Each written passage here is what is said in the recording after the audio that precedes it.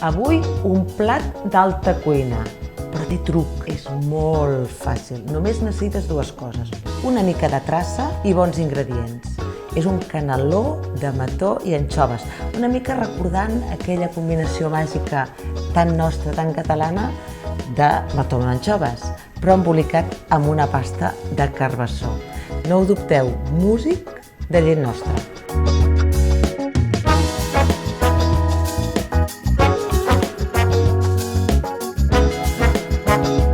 Ara hi posem una mica de sal i així ens ajuda a que no surtin volant.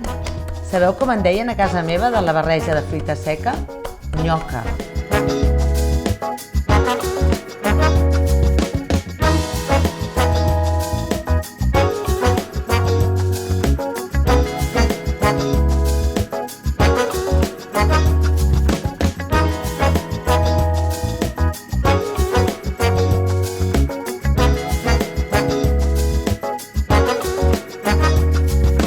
Per fer aquest caneló, les làmines de carbassó han de ser fines, si no, no funciona.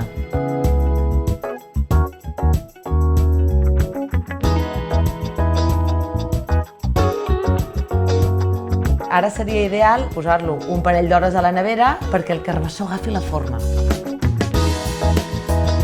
Aquesta salsa és un albocat que estigui madur amb una mica de mel del mató i una mica de llimona. I ja ho tenim.